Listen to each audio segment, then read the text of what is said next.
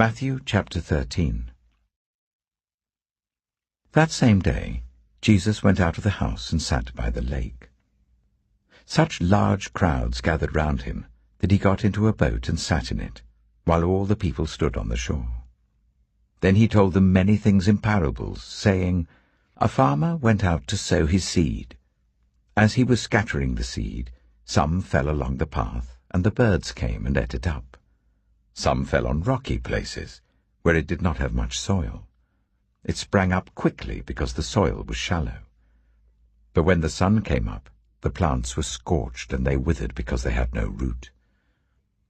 Other seed fell among thorns, which grew up and choked the plants.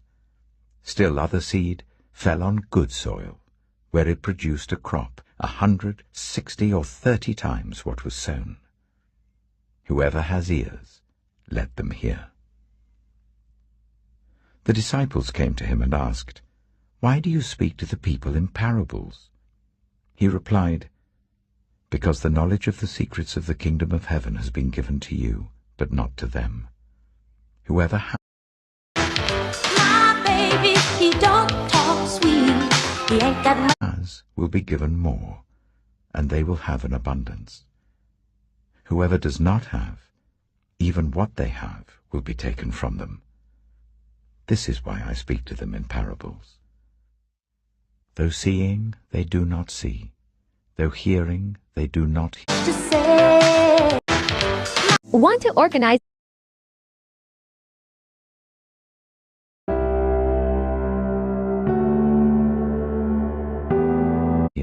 Or understand.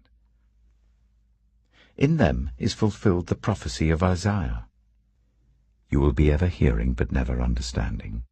You will be ever seeing but never perceiving. For this people's heart has become calloused.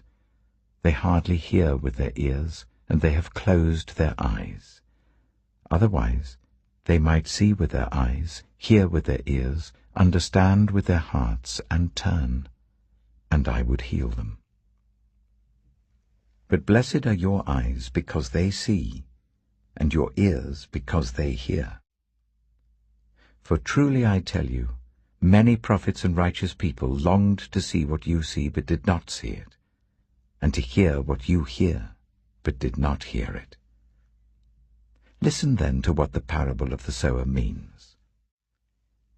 When anyone hears the message about the kingdom and does not understand it, the evil one comes and snatches away what was sown in their heart. This is the seed sown along the path. The seed falling on rocky ground refers to someone who hears the word and at once receives it with joy. But since they have no root, they last only a short time. When trouble or persecution comes because of the word, they quickly fall away. The seed falling among the thorns refers to someone who hears the word, but the worries of this life and the deceitfulness of wealth choke the word, making it unfruitful.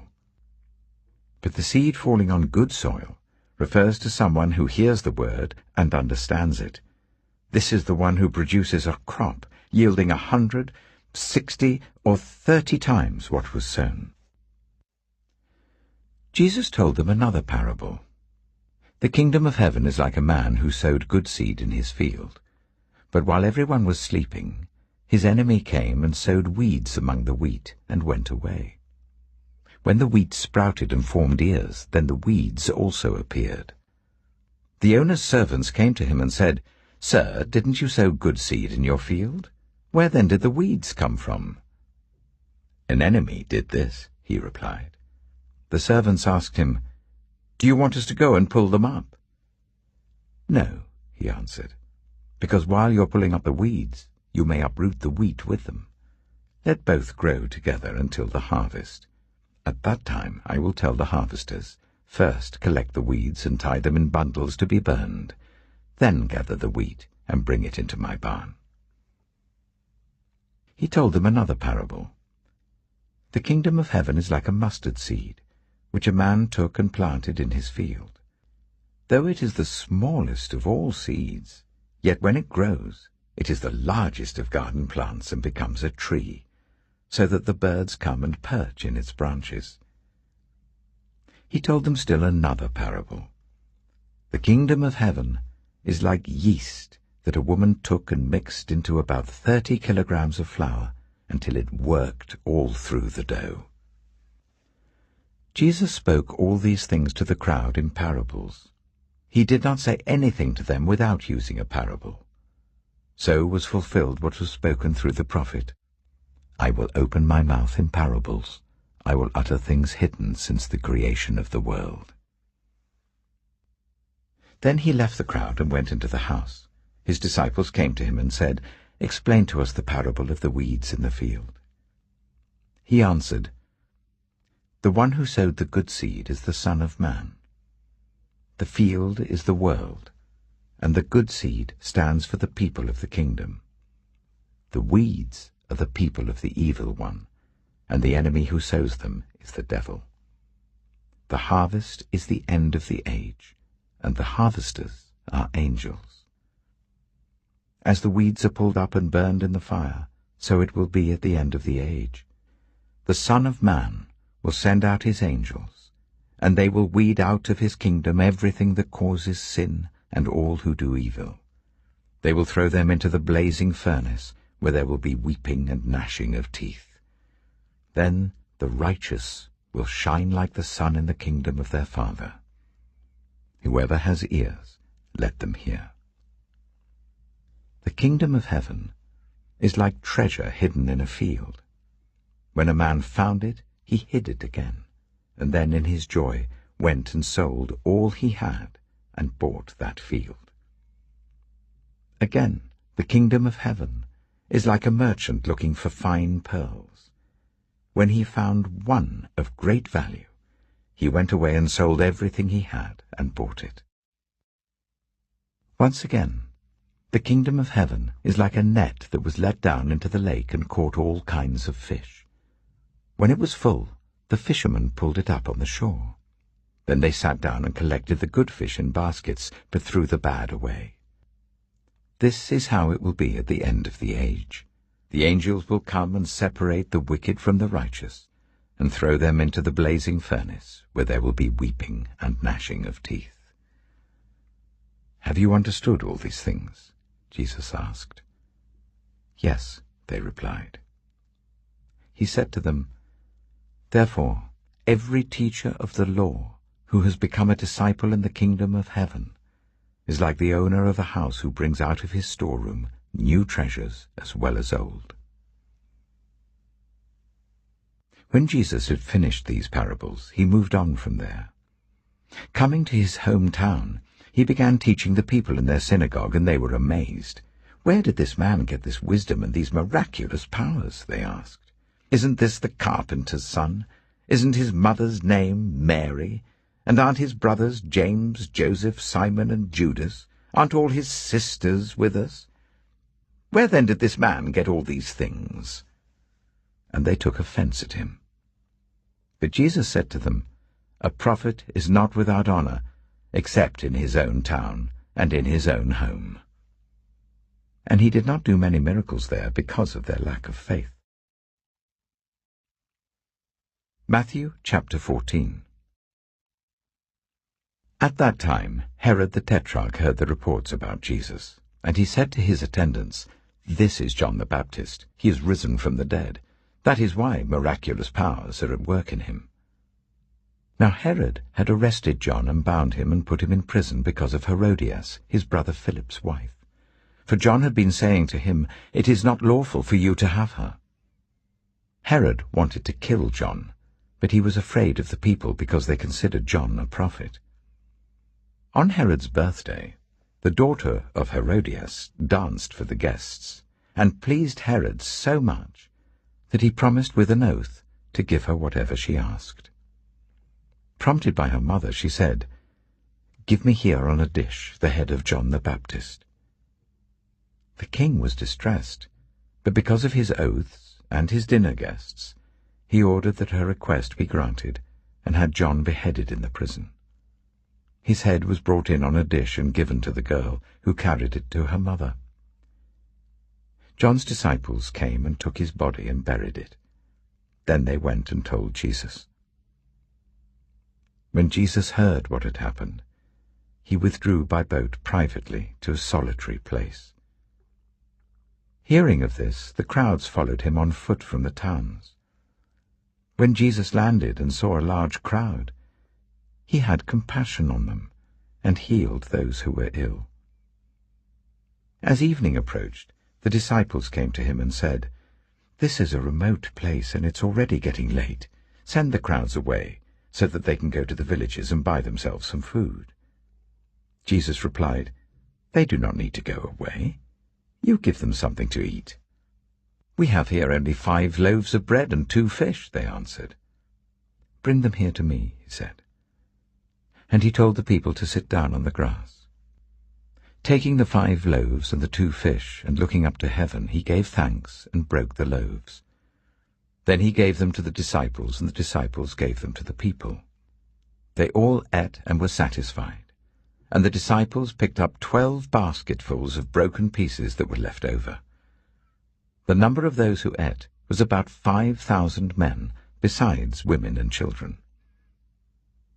Immediately Jesus made the disciples get into the boat and go on ahead of him to the other side, while he dismissed the crowd. After he had dismissed them, he went up on a mountainside by himself to pray.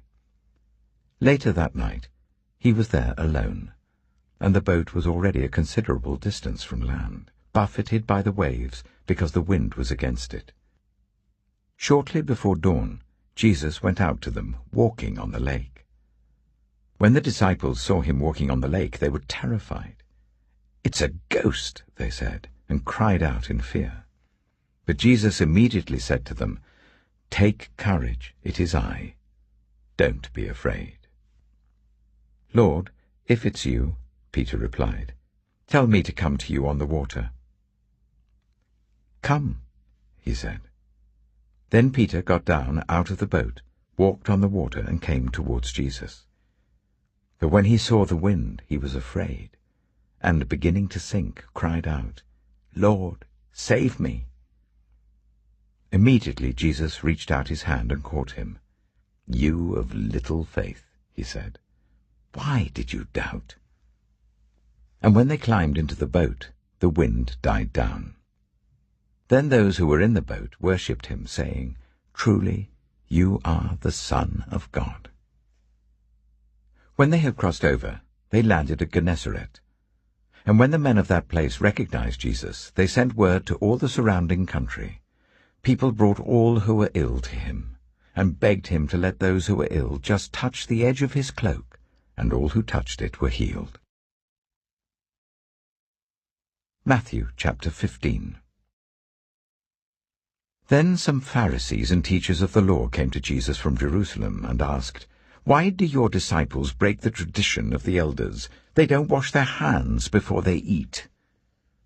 Jesus replied, "And why do you break the command of God for the sake of your tradition?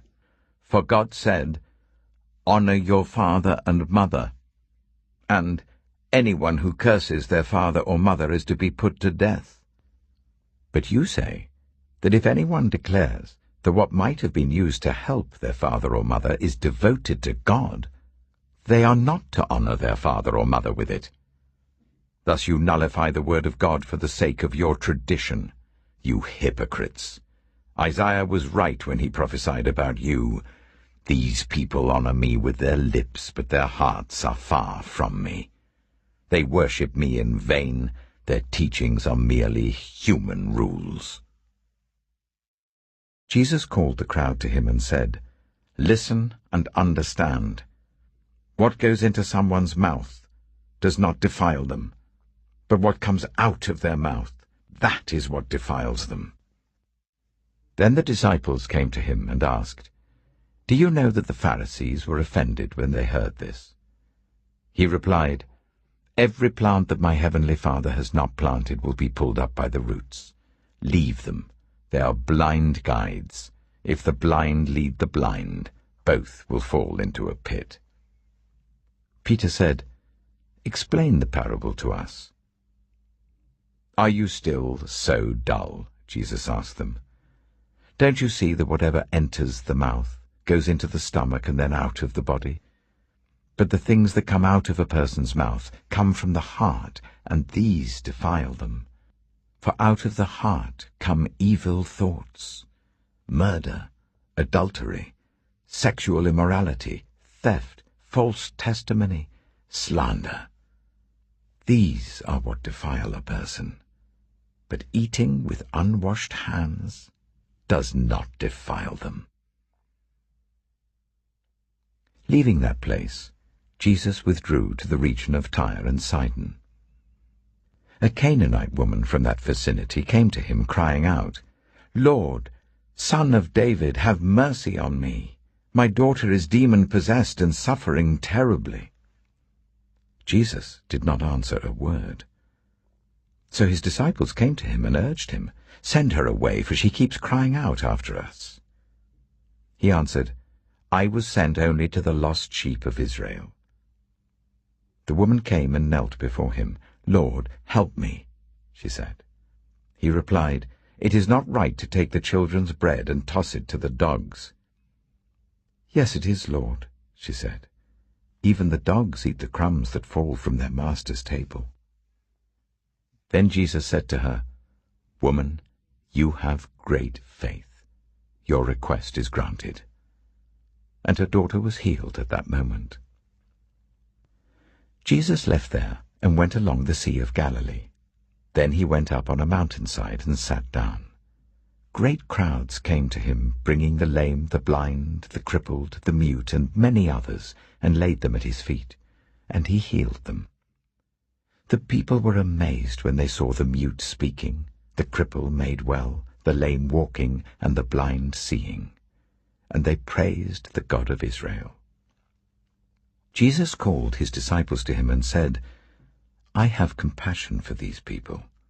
They have already been with me 3 days and have nothing to eat. I do not want to send them away hungry, or they may collapse on the way." His disciples answered, "Where could we get enough bread in this remote place to feed such a crowd?" "How many loaves do you have?" Jesus asked. 7, they replied, "and a few small fish." He told the crowd to sit down on the ground. Then he took the 7 loaves and the fish, and when he had given thanks, he broke them and gave them to the disciples, and they in turn to the people. They all ate and were satisfied. Afterwards the disciples picked up 7 basketfuls of broken pieces that were left over. The number of those who ate was 4,000 men, besides women and children. After Jesus had sent the crowd away, he got into the boat and went to the vicinity of Magadan.